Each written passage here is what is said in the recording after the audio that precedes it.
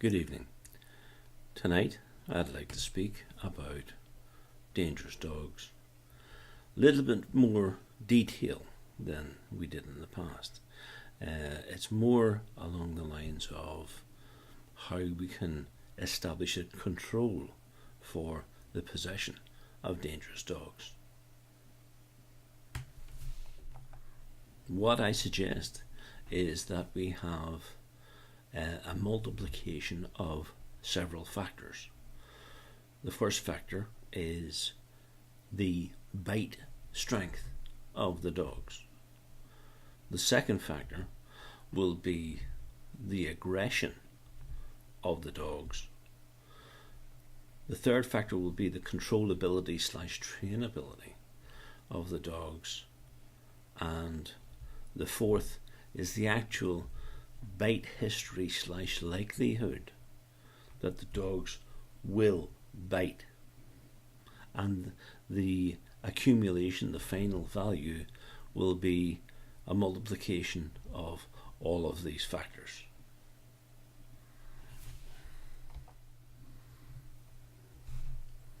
The first is bite force. Bite force for most normal dogs it tops out at around about 200 pounds per square inch. However, in the type of dogs that we're talking about, it stretches from 200 up to in the 700s. What you have is in and around the 200 mark, you have, and I'll read them off a list: the Malinois, the Chow dog, the Dutch Shepherd, and the Boxer. They're all in the low 200s. Then you have the American Pit Bull, the German Shepherd, the Dobermans. That's the high 200s. So even ones which are listed as guard dogs, they're less than 300. And we are currently looking at ones which are much, much higher bite force. For instance, in the 300s, we have in the bottom half the American Bulldog, the African Wild Dog, and the Rottweiler. They sort of range from 3 to 350 pounds per square inch. That itself will break bone, and I mean the big bones, whenever they get a grip on you. More than that, 300 to 350, you're talking about something like the Leonberger. Now, the Leonberger is a specific breed which sort of started off as essentially like the Pyrenean Mountain Dog and 2 or 3 others, all sort of brought together.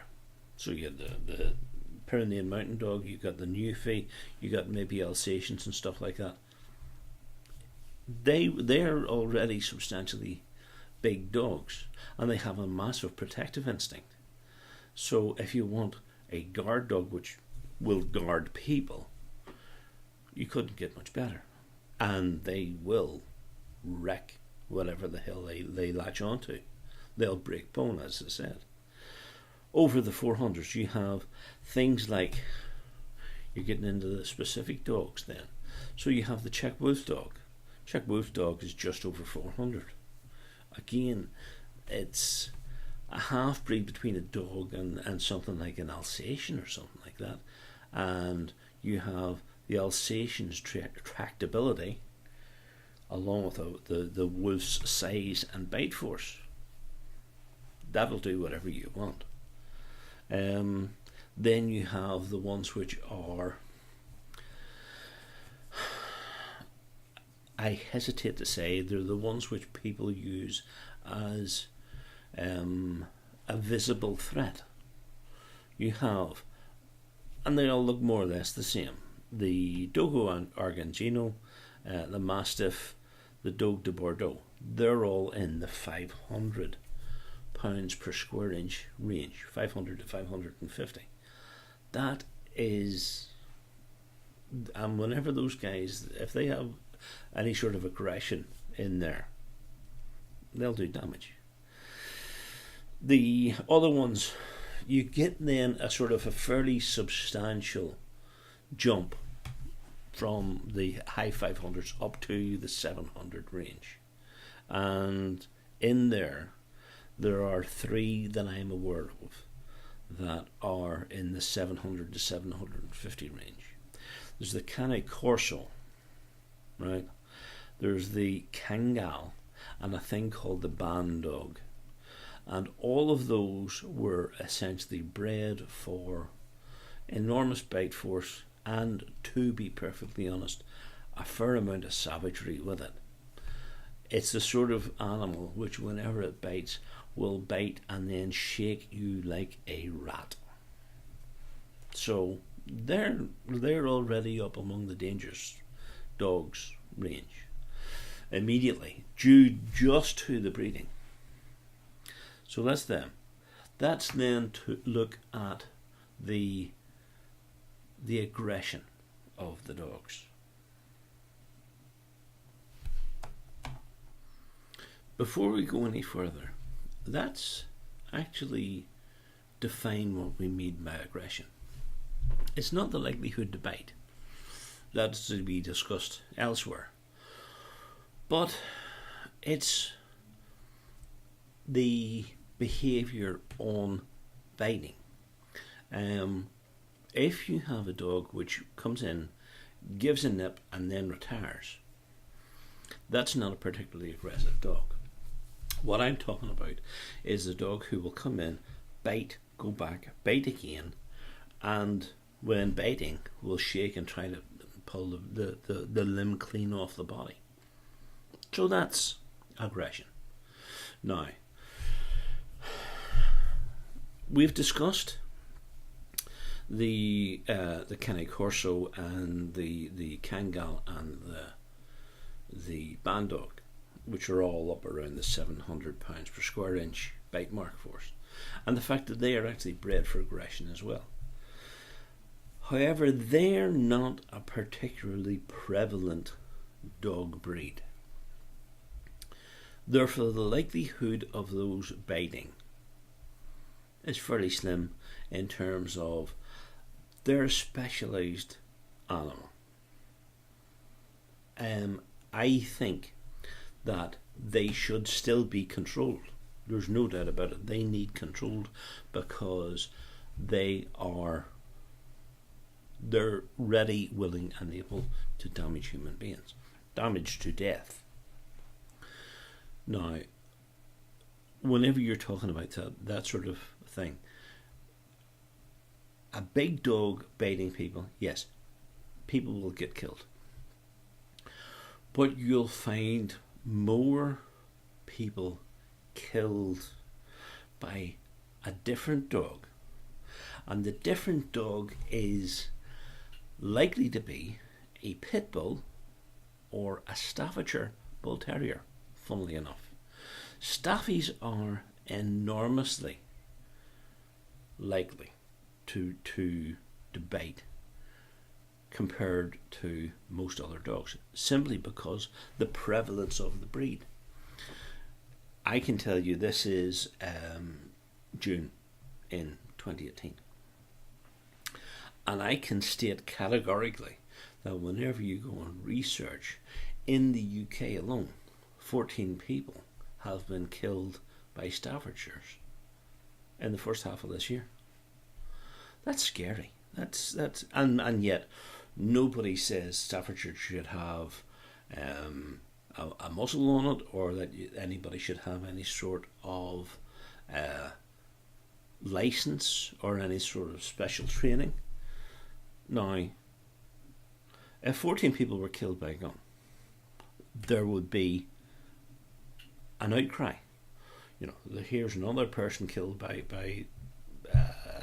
a gun in the UK in the last 6 months. Oh, this is terrible. They'll have to ban guns.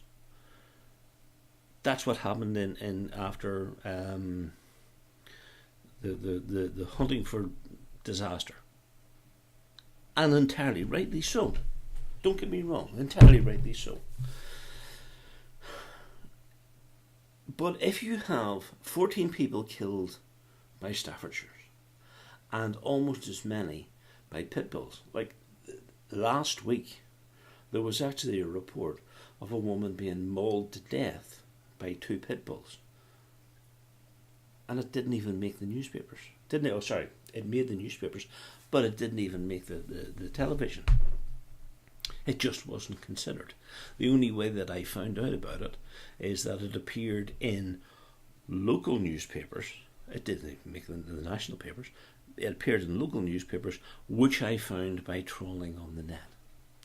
So you go onto the net and you troll for the UK and you say how many people have been killed, and you go and you find that it's in the local newspapers only. And the 2 dogs that kill most in the UK, and I think it's a total of about 25, 26 this year, 1 a week on average. So you're talking, that's significant. Whenever they have 3 times that in London in terms of knife crime, it's all over the news. But yet there's this silent attrition of people. Nothing is said. It goes to the newspapers, or it goes to the local newspapers, it goes to the court, they say, destroy the dog's put down. Yeah, okay, fine, bury the child, bury the elderly person, bury whoever it is, and then it's forgotten about. You think that's okay? You and I have different jobs, or different views of what's right and wrong. I think that in a case like that, it has been proven by dint of the death rate that these dogs deserve to be a controlled item, licensed, under enormous control. Right, so there is, as we said, the high risk dogs, the Cane Corso, the band dogs, the Kangals, enormous big fellas up there. The other fellas with the 500 pound bite force, those ones. Even the average guard dog type thing, the Mastiffs, the Rottweilers, the Dobermans, where you have the high 200s and low 300 pound per square inch bite mark, they all need really, really, really good control. Because they'll kill somebody.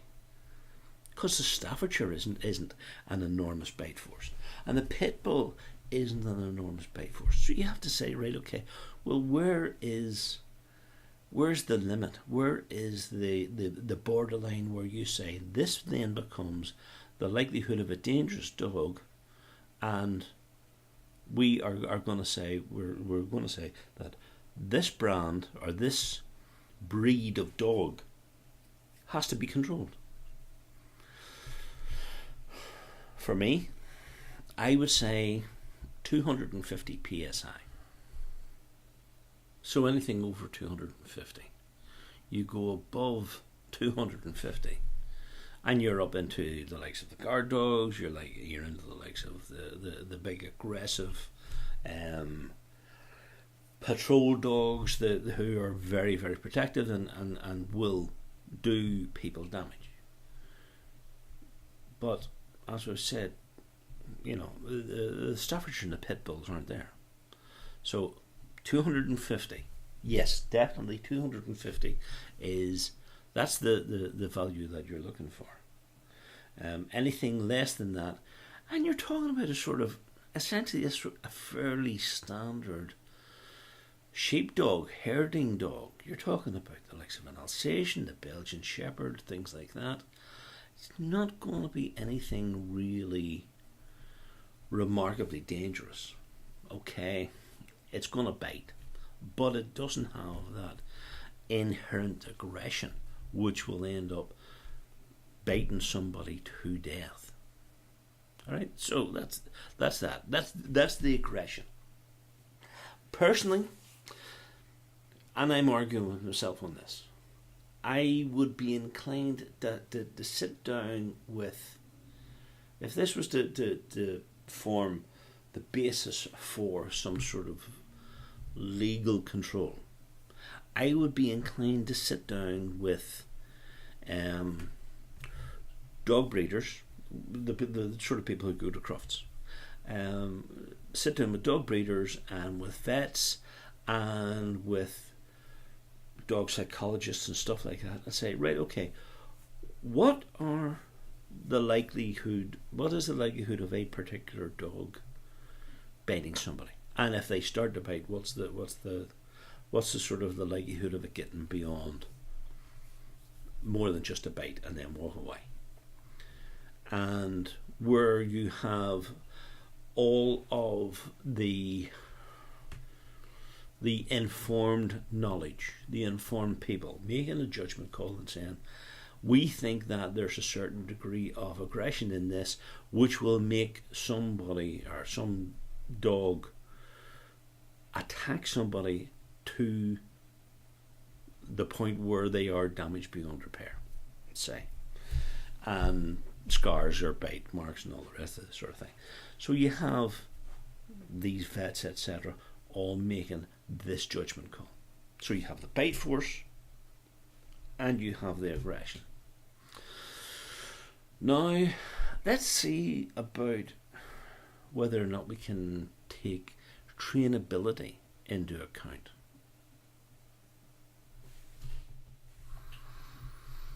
Okay, trainability. Of all of the dogs that we've talked about, what we're looking for is the dogs that follow the domestication ideals, in that no matter what the hell happens, they regard the human animal as being superior to them, and therefore are unlikely or unwilling to attack other than for immediate defense of their human pack mates, or possibly immediate defense of the den and the den of the human pack mates. So say, assuming that they are there for guard purposes, and we'll let that one lie, and we'll say that is the purpose of having these animals about the place.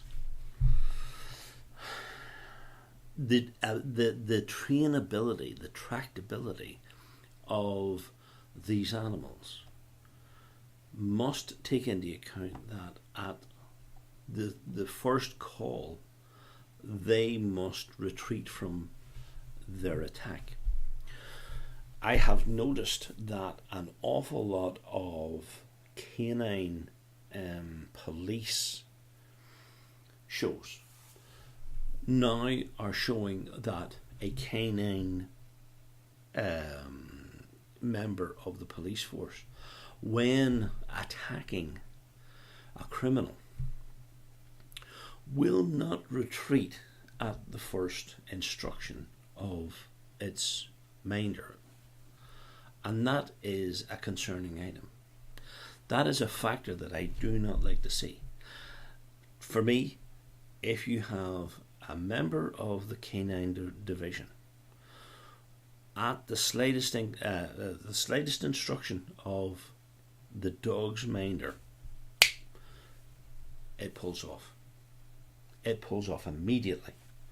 And this idea of having to call it 2 or 3 times to come back, no. You call it once and it gets a hell away from where it is, because anything more than that becomes police brutality. And I'm not one that sort of advocates, police brutality all over the place. No.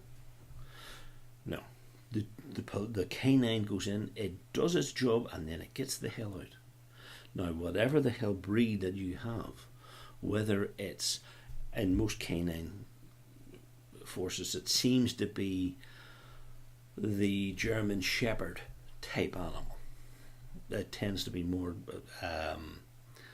the enforcement, the running down a criminal and stuff like that. Is more suited to the German Shepherd / Alsatian breed. Obviously, other animals like or other breeds like Spaniels and stuff like that, they tend to use for drugs identification and stuff like that, which is eminently credible and only to be admired. So, there's the police dog. Similarly, any other dog which has aggressive tendencies has to be trainable to the point where it can be pulled back. I'm worried about the concept of it being trained to attack. But I'm quite sanguine about the idea about it being trained to protect. There are incidents, for instance, where there's a young girl or a young lady is walking along the street. She has a dog. A robber, a mugger, whatever comes out, tries to attack her, and the dog takes the arm off the bugger. As far as I'm concerned, good on the dog. He's done exactly what he was supposed to do. But if she is standing fighting with a bitch down the street, and she's going, "You're a hoe, you're this, that and the other, I'm going to set my dog on you," and she tells the dog, "Attack," and the dog goes for the other person, that's assault with a deadly weapon. That's serious. That really is. That's beyond a joke.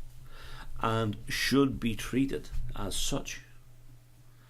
So you have all of these ideas about whether or not the dog is vicious and whether or not the dog can be trained. If you have, say, a board of information, or a board which makes decisions on these things, and the board says, right, okay, anything that has these breed characteristics, pit bull, bull terrier, mastiff, any of those things, and the board says, okay, a pit bull, being the breed that it is and bred for bull baiting, funnily enough, hence the bull.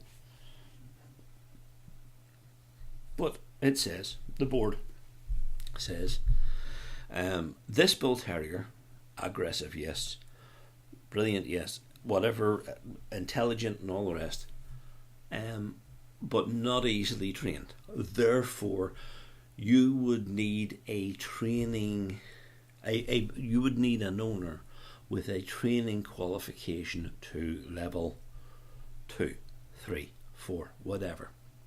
So you now have not only in the trainability of the dog, but you have the ability of the owner to be trained himself or herself to train. Now today in my research I came across several YouTube videos where there were girls who had and that seemed to be German Shepherd special as a speciality, and these German Shepherds were on the girls' heels, and no matter what the hell the girl did, these German Shepherds were absolutely, it was admirable. Not particularly fond of German Shepherds, but this was admirable. These dogs hung on the girl's every word and every gesture. So all she had to do was point in the general direction. The dog would run out as far as she told her, and then if she gestured for it to sit down or lie down, it lay down. And it was instantaneous. There wasn't any sort of run on another 5, 10, 15 yards. The dog was in tune with its owner. And that's what I'm talking about. You have an owner who is trained to train. So from my point of view, I would advocate that certain breeds, because of the aggression, because of the bite force, would require a certain type of training from a trainer who had qualifications themselves, and that the trainer would issue a certificate that that dog was properly trained before it could be bought by anybody else. Now here's the fun part. You have an aggressive dog which has been trained. You now have an oik goes out and buys the dog because he thinks that it makes him look hard. So you have some weedy little arsehole who's about 17 and covered in pimples, and he thinks he's being a real man because he's got a Cane Corso, which will eat him alive at the first opportunity. Because I'll tell you what happens. It happened a couple of weeks ago. It was one of the incidents where I came across the owner had been eaten by her own dogs, had been attacked by her own dogs, because the dogs wanted to chase something. She was taking them out a walk in the woods. Presumably there was a rabbit or something like that the dogs wanted to chase, and she held them back. So they turned on her, and they turned and they attacked her, and they didn't stop because they weren't trained. Now, even if they were trained, as she had shouted stop, was she the type of person / owner which the dogs would pay attention to? Now, as I say, you get some pimply wee shite hawk, and he thinks he's a hard nut, and yet the dog turns on him and eats this and bollocks off him. That's his lookout. But the thing is, the dog then ends up getting put down, and he has chosen that dog to make him look bigger and better and stronger and faster, and that doesn't happen. Because all you do is the bigger the dog, you look behind it and you see this bigger freaking arsehole that's holding the dog. Now, so the training, the trainability, the dog has to be trained by a qualified trainer, and the potential / putative owner has to be able to cope with this. Now here's my problems. Who qualifies the trainer, and who ensures that only licensed breeders who sell a trained dog can sell the animals? Because you get special people who import mad dogs. One of the dogs that I think are underrated in terms of aggression are malamutes. Now, we haven't talked about it at all tonight, but they're starting to get very, very prevalent in Northern Ireland. In the village that I live in, there's about 4 people bloody malamutes, and they're an aggressive breed. Now, currently, all that's happening is that the dogs are snapping at each other whenever they go out a walk. But the bottom line is, it's going to end up where there's 2 dogs in the bitch, and the 2 dogs will fight over the bitch in the middle of the foot street. And the owners, God help them, will be caught in the middle of this. There's going to be some sort of a fray in the middle of the street, and somebody's going to end up walking away with a big handful of bites. As long as nobody else gets injured, that's fine. You know, it's an owner who gets bitten by his own dog because he can't control it. If it's just the bites, I'm okay with that. You deserve it. So that's that. What I'd like to do now is talk about the likelihood of the animal to bite, because you're going to have a dog that is prevalent for biting, and you're going to have big, soft, gentle animals which are more like a bear than anything else. And we'll talk about them now.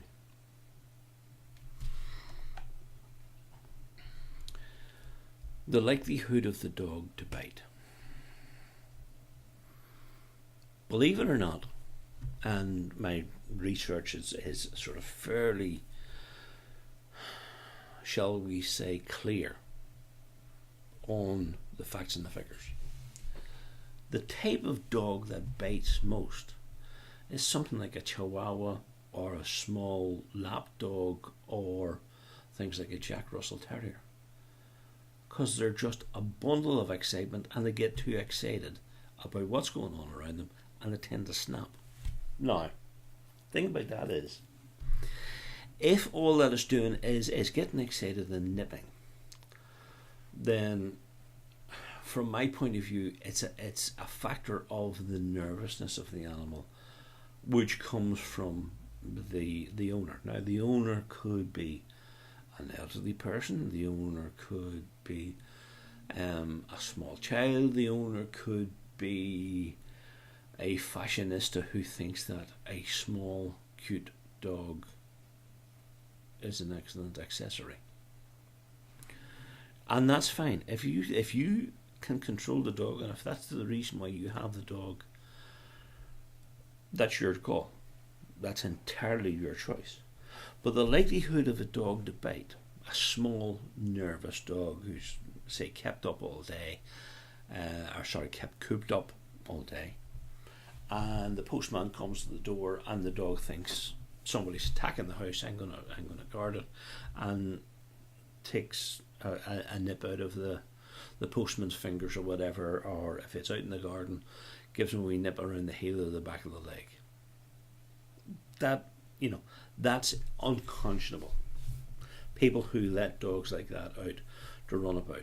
It's not going to do big damage, but it constitutes a threat to the well-being, and that as such is contemptible, it's pathetic. The people ought to be ashamed of themselves. Under normal circumstances, the dogs that I am aware of that are great big lollopy items, under normal circumstances, tend to be things like retrievers and labradors. Setters are big, soft animals. As I said, my favourite, the woodhound. I'm aware that woodhounds can bite, but to my sure and certain knowledge, I am not aware of a woodhound biting anybody in the last 5 years. Not that it's come into the papers. So there are animals which it's unlikely to happen. Things like a miniature schnauzer, my son's favourite. Highly unlikely for a miniature schnauzer to bite, or even a giant schnauzer, even though they are a guard dog. A giant schnauzer / standard schnauzer, they're excellent guard dogs and will create a racket for anybody who comes to the door, but it's all noise. I can't off the top of my head remember any news report where a standard schnauzer or a giant schnauzer has bitten anybody in Northern Ireland in the last couple of years.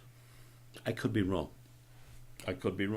but I wasn't. I can't remember any record of that happening that appeared in my trolls, my information trolls, my research.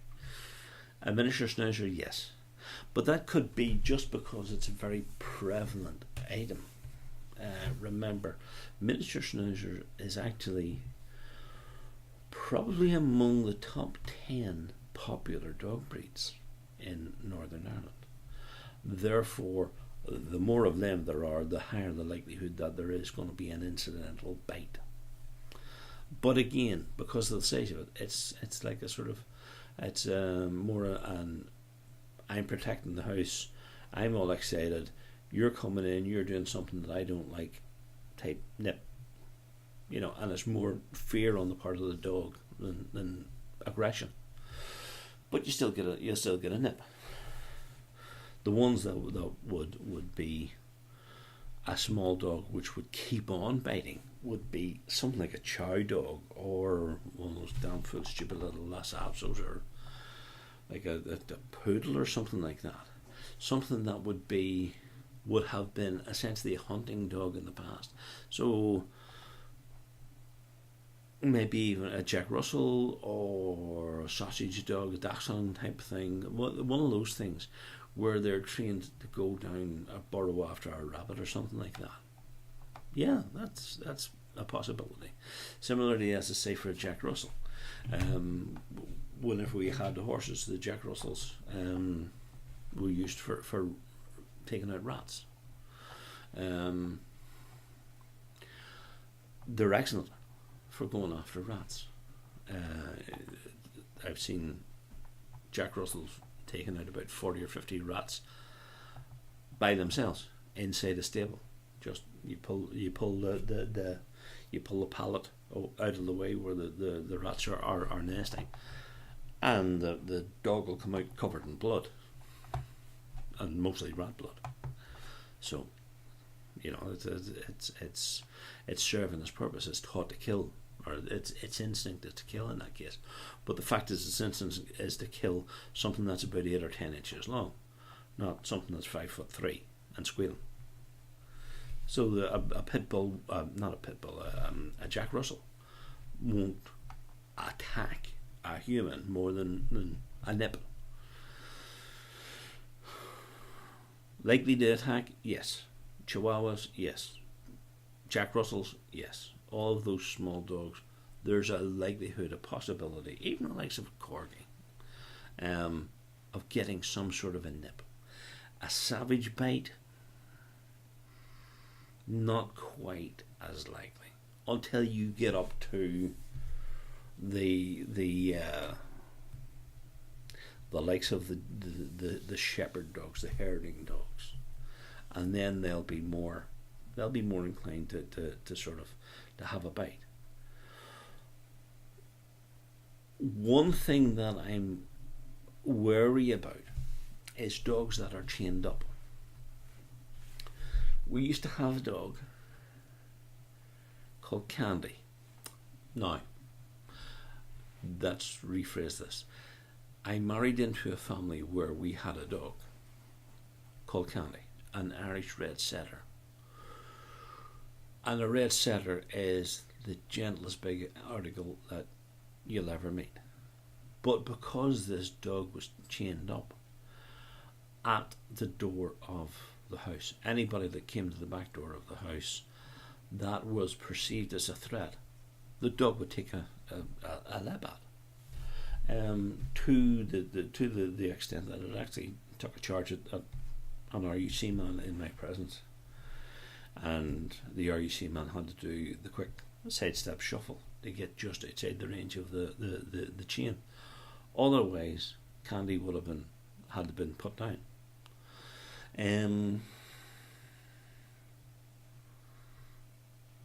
So, liability to bite, yes. All dogs have a liability to bite, but it is more the individual, the type of dog, and the circumstances. But the breed of the dog, the degree of nervousness is a factor. So the likelihood to bite in itself is likelihood of the breed, the conditions that it's kept in under normal circumstances. As we said, is it on a chain? Is it kept locked up in a small flat? Is it essentially going stir crazy? And the third factor, does it think that it's protecting people of its pack, and how urgent is its feeling to protect? Right. So that in itself has a value. So those are the 4 factors. Let's then discuss how we would stick all of these factors together.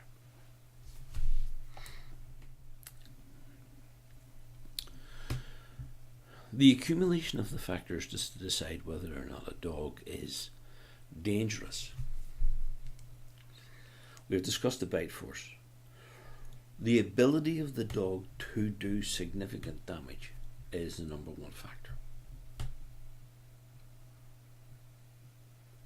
Irrespective of the aggression of the dog or anything else, if the dog cannot do damage, then all it is it's more of a nuisance than anything else. The only condition where something that has a small bite force becomes a threat to life is where, for instance, it would bite or try to bite, say, an elderly person who would have maybe a heart condition and would have an adverse effect to the bite stimulus. So you have that. The aggression itself, whether or not a bite becomes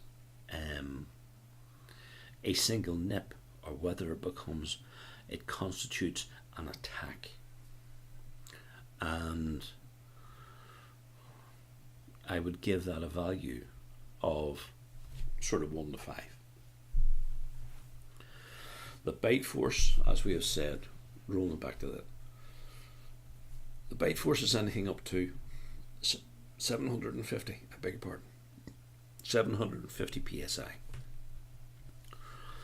If you were to take that number and divide it by 100, the average dog is going to have an index in terms of bite force of 1, possibly 2. So you have an average bite force of 1 or 2.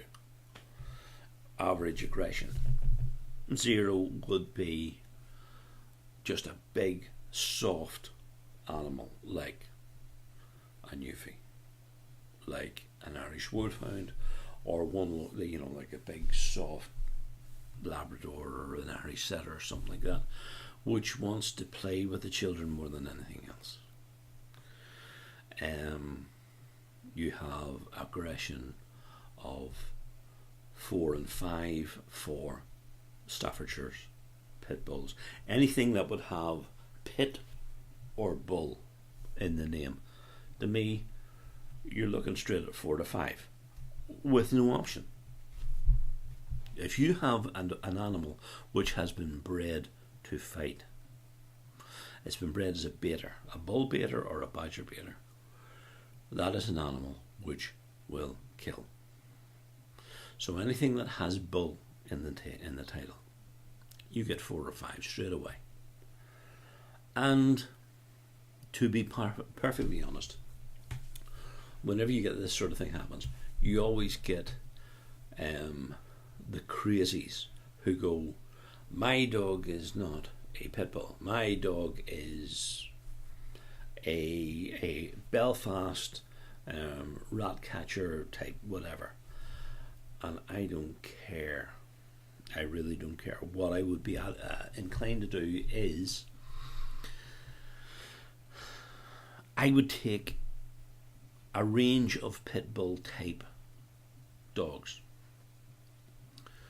and do a DNA test on them and see if I could possibly find anything that would be a common genetic factor for any particular dog. So you have a whole lot of dogs which are acknowledged as American pit bulls, and you go, right, okay, take all of these and you take some genetic trace or whatever, and you say, okay, we have a 95% certainty that if an animal has this genetic patch, it's an American pit bull. And just get it signed off. Don't put it through Parliament, don't do whatever the hell else, because somebody will want to discuss it. And when you're talking, you're not doing. So just get it, say, there you are, that is it, it's done. We have a pit bull, we have a Staffordshire, we have this, that and the other, and all of the names are all of the types of dogs with a bite force of over 200. And you go, there you are, that's your breed register. So you have the breed register, and then you go, right, okay, depending on what value it is in the aggression, it gets labelled, or it gets assigned an aggression value depending on its breed. So you have something like a pit bull or a Staffordshire or a Kangal or whatever the hell else it is, and they're bred for aggression, and you give them an aggression value of 4 or 5, preferably 5. Anything that's going to have a real good bite to it, you get a 5. Okay, So you have bite force, which is 1 to say 7. You have your aggression on a 1 to 5. And then you have trainability. Now, if you have a dog which is itself trainable, and it has been trained, and yet the owner has absolutely no concept of the danger of the animal that he has.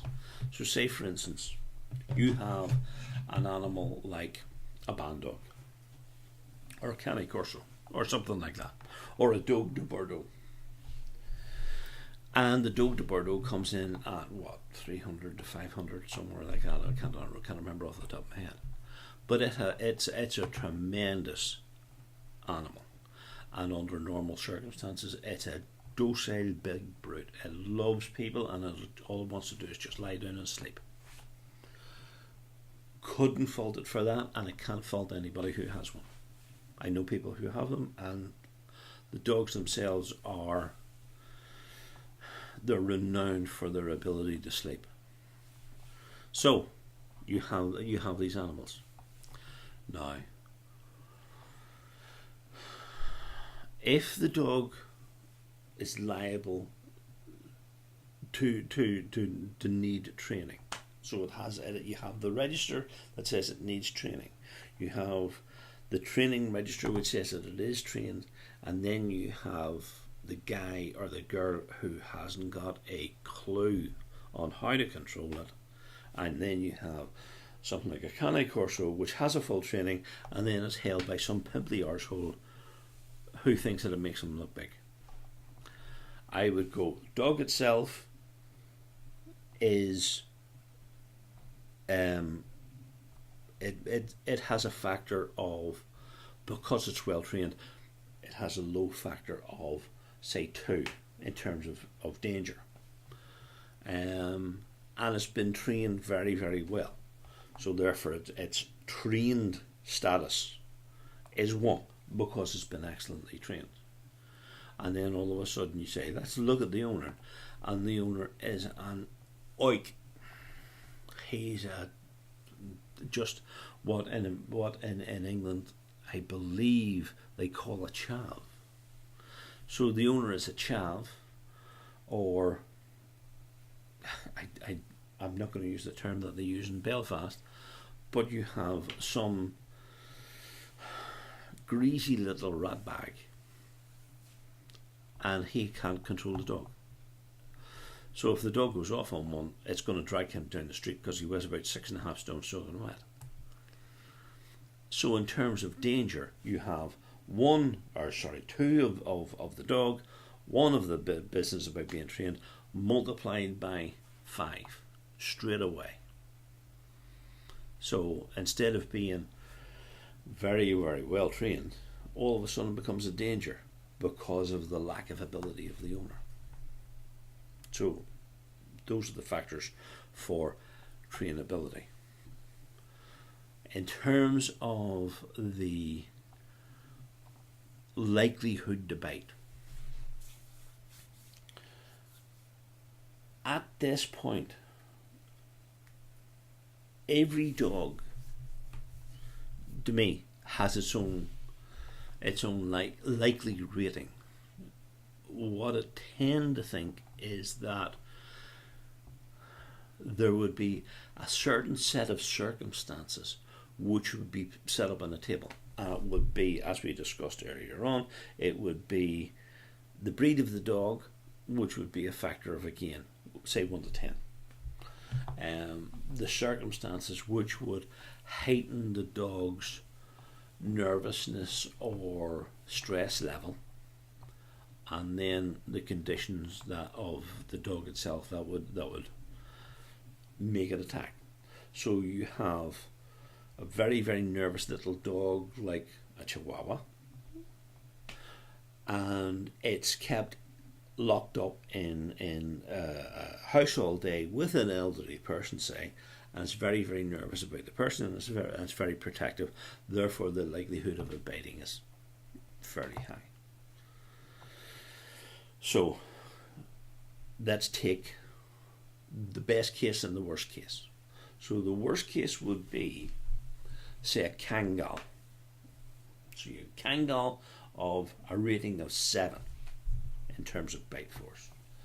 In terms of aggression, 1 to 5, it's a 5. It's straight in there. Let's say that the same dog has been well trained and trained by a good trainer, but is owned by somebody who perceives himself to be a potential drug dealer. So that's, say, 2 multiplied by 1 multiplied by 5. So you have 7 multiplied by 5 multiplied by 10. And this is before you even get to the likelihood of biting. So then if you actually look at the likelihood of biting, because you've got 7 by 5 by 10, which is already 350, the likelihood of biting anything more than 3, and you're looking into a factor of 1,000. And then all of a sudden that's a disaster looking to happen. You have, for instance, let's say that in the case of the lady who was killed by her pit bulls. So you have a pit bull which is about a 400, about a 3 in terms of bite force, in terms of aggression, right up there with a 5 again. Alright, so you've got 15 to start with. Going by what I understand of the circumstances, the dog wasn't well trained, therefore you have multiplied by 5.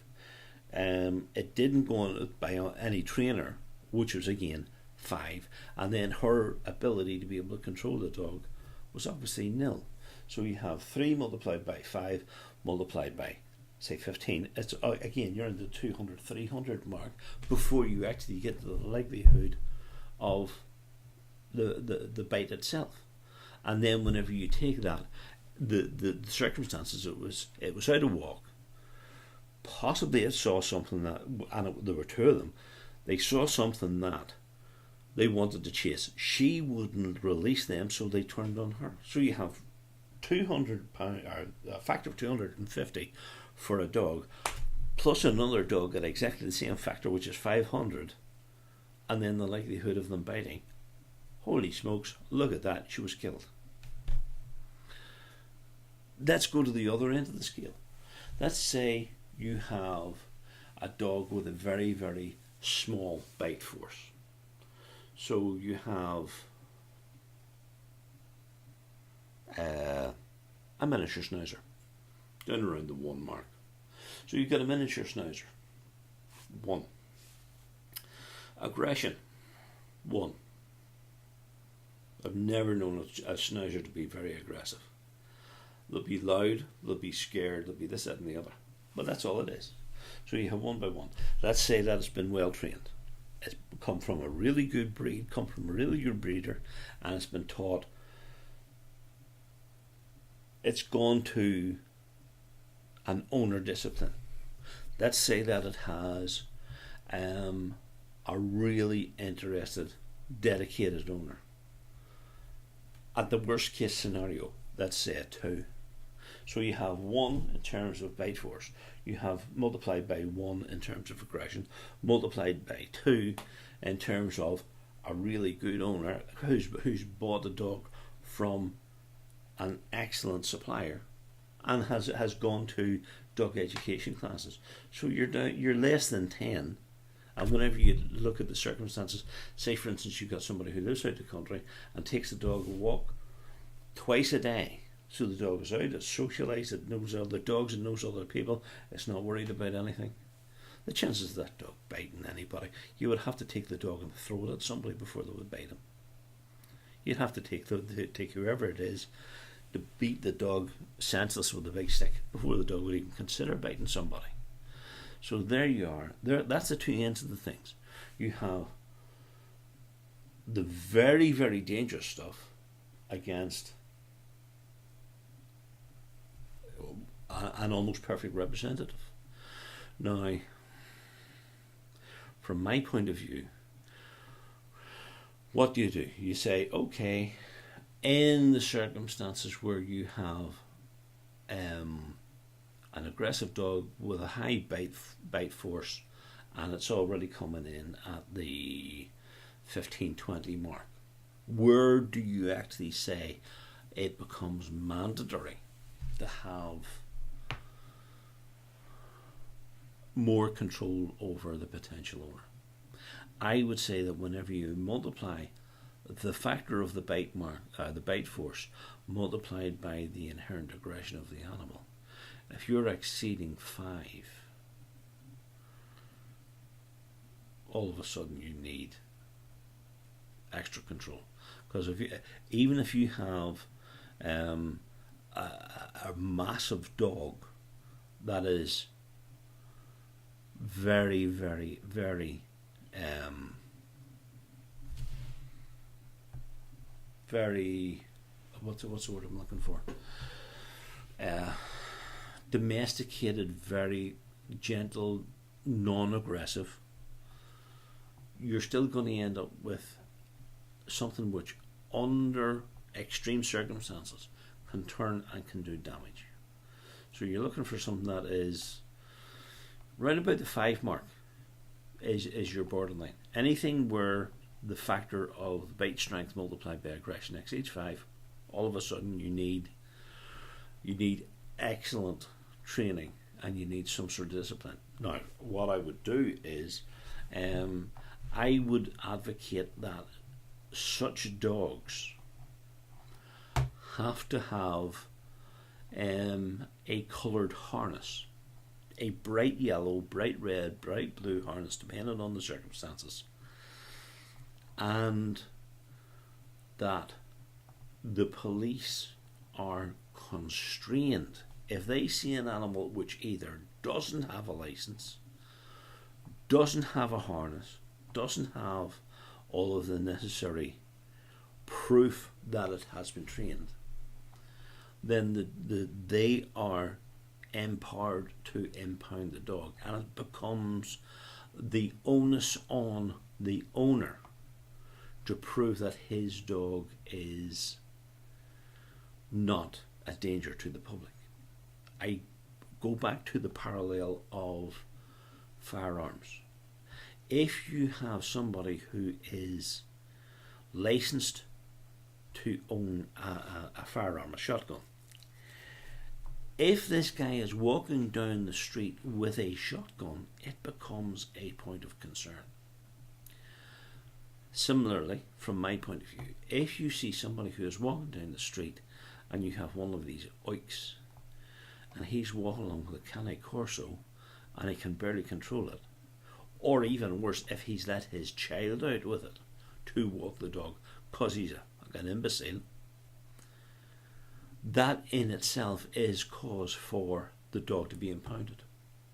It is no less a lethal weapon than the shotgun, and from my point of view should be under similar controls.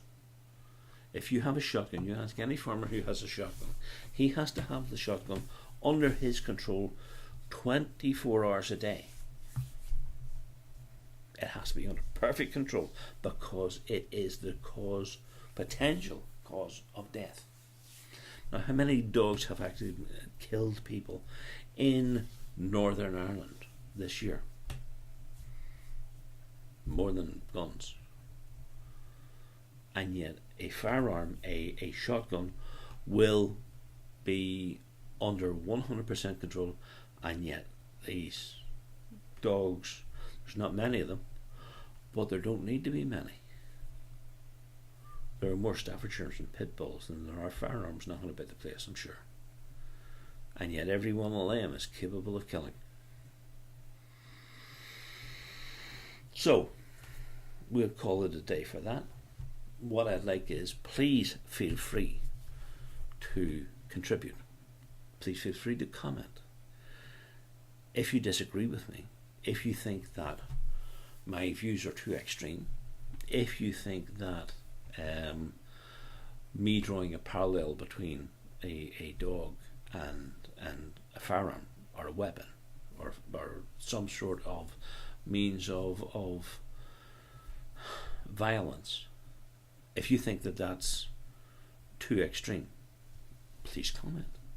So below, please let me know what you think. Please tell me whether or not you think I'm a fool.